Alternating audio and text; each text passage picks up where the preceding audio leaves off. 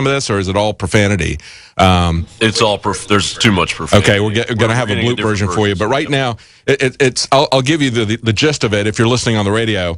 This is Paul Joseph Watson's article. He said, shocking footage out of Ferguson, Missouri shows a police officer pointing his gun directly at protesters and the press while remarking, "I'm going to effing kill you." And the journalist says, oh, he's got his gun raised, and Joe Biggs was standing right there and said, his gun is pointed. And the journalist says, my hands are up, bro, my hands are up. And the cop says, I'm going to effing kill you, get back. He goes, you're going to kill him, says another individual. Did he just threaten to kill me?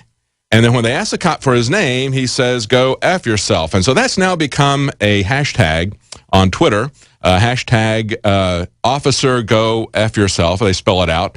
And we've got a couple of tweets here from Joe Biggs. He said, I witnessed a cop stick his M4 in a journalist's face and say, I'll effing kill you. A female officer had to pull him out of the young man's face. Mikhail Thalen tweeted that he had 3 riot cops freaking out and pointing shotguns at him when he got isolated behind a building after everything started happening. Well, this is something that is very new. I can remember, it's probably been about 6 years ago when we adopted my daughter from China. And when we were it was a massive, crowded retail street. I mean, it was totally packed. And you can't imagine it unless you've been to China or, let's say, New York on St. Patrick's Day parade. I mean, it's that kind of a crowd.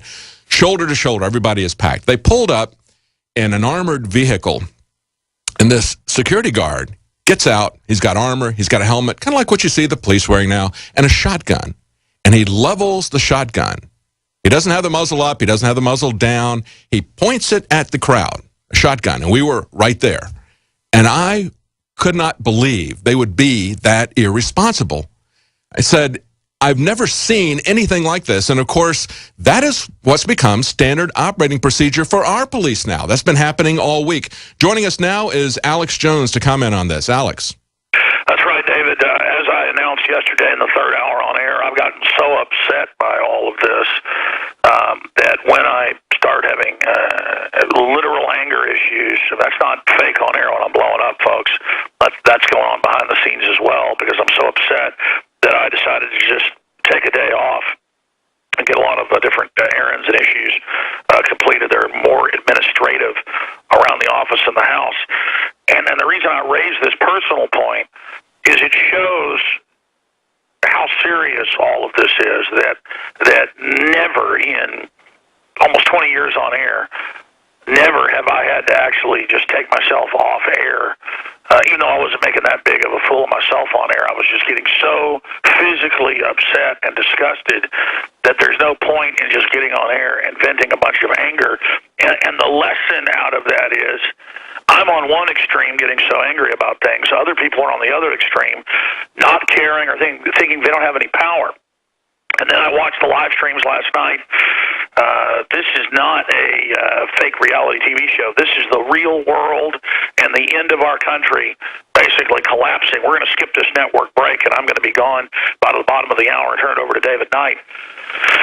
But the reason I preface all of this with my own personal feelings on the subject is this is how a country dies. This is how tyranny comes in, by increment, by successive approximation.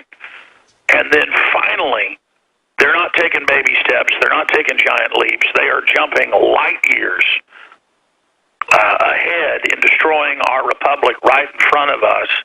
And the police, the looters, the demonstrators, the media, the American people, we're all being manipulated by very sophisticated psyops. So I wanted to take off today so that last night and this morning I could really just sit back, read the news, take my time trying to figure out what's going on exactly, and to really try to gauge the larger situation.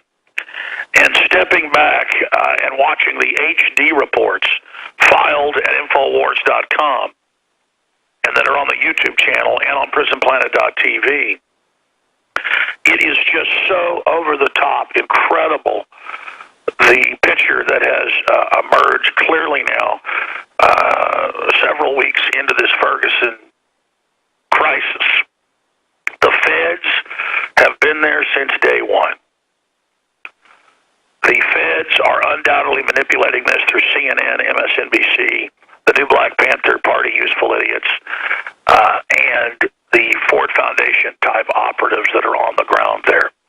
We're going to get into some shocking evidence of that here in just a moment. The police are clearly being given orders to brutalize the press and to treat the press with hatred and to assault the press and to threaten to kill the press. In fact, I may just have to order the reporters back because they've got a lot of courage and they keep going up to the very front lines where reporters are being arrested left and right in front of them and brutalized for no reason. Our guys are now there standing there shooting HD video as the cop sticks the M4, M16 variant to the chest of reporters and points it at them as well and says, "I will effing kill you," with an arrogant, belligerent, that doesn't have a mask on, anything. No one's arguing with him. No one's telling him he's a piece of crap. No one is antagonizing him. They are targeting the press. And in the Joe Biggs video that Marcos Morales uploaded in the middle of the night last night, police arresting journalists in Ferguson, Missouri. That's the headline. And I sat here this morning watching it. I cannot figure out a way to describe what is in this 5-minute video. This video, and there's a whole bunch of them, I can't quit watching because as an investigator, as somebody that's been doing this for 20 years that knows how provocateurs work, who's gone up against them scores of times, I've had the Army try to set fires in Florida and blame it on me. I have been chased through swamps by dune buggies. I mean, I'm just telling people that's in Police State 2. I've dealt with this over and over again. I've dealt with this trying to build a memorial church in Waco. I've dealt with the Klan threatening to kill me and finding out they're federal agents and informants. So when I tell people something, I'm going off experience. We saw the feds dressed up like anarchists, also running anarchists under them in Seattle in '99 at WTO. We've caught them in Ottawa, Canada. At the G20. We've caught them in Pittsburgh. It is so criminal to watch the police run a false flag. I've now analyzed these videos, and in the same video that's on the YouTube channel, I don't even think we've got it on the website yet, titled Police Arresting Journalists in Ferguson, I cannot even come up with a proper headline for this video because the guys are filing this report, and it's narrated by Biggs, but they just glaze over the cop pointing a gun at him and threatening to kill him. I'm not saying that's bad they glaze over it. They glaze over all these other reporters being brutalized and attacked.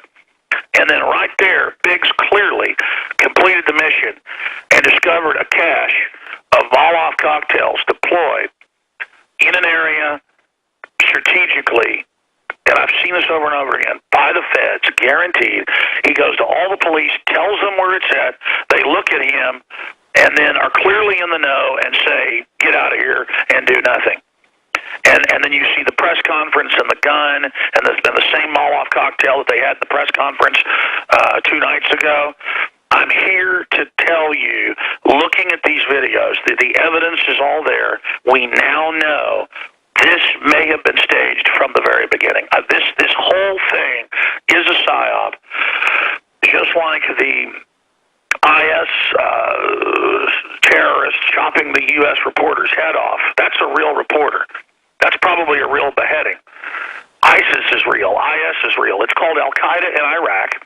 It was allowed and armed by our filthy, degenerate, wicked, globalist occupied government to attack Syria. And they're on the news this morning separately. I mean, we're just living a psyop. Saying we've got to go back into Syria. IS is using eastern Syria to go into western Iraq when our government set them up and turned them loose. It's like throwing a baby with cuts on its back into a pool of starving piranhas and then saying, "Oh my God, we've got to do something for the baby." I mean, you can see the problem, reaction, solution.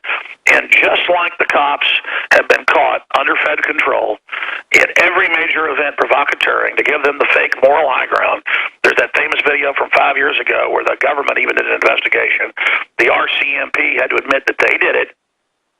They had huge, cops in anarchist garb beating up other cops, and you could tell that it was about 95% fake. They were actually hitting them pretty hard. But the cops were winking, and they were all wearing the same boots, and they got caught. That was in the Toronto Star. You got caught. They did provocateuring at the G20 in London. And then a guy delivering newspapers and chewing gum to the corner store showed him his ID, said, "No, I'm delivering food into the conference area, into one of the gift shops." And they just beat his brains out in front of everybody, and then said that he had assaulted the police until a video got released, and they just beat his brains out in cold-blooded murder. And so what you've got is cold-blooded murderers being hired for the police departments, cold-blooded bullies, and unstable mental patients who basically shouldn't have a job pushing a mop, are being put in and promoted to create this culture now of a full conversion of the police into a vicious, hateful, occupying army who are targeting the media on purpose. Now, folks, we can keep more than one thought in our minds at the same time. We can chew bubble gum and trim the hedges or walk and chew bubble gum.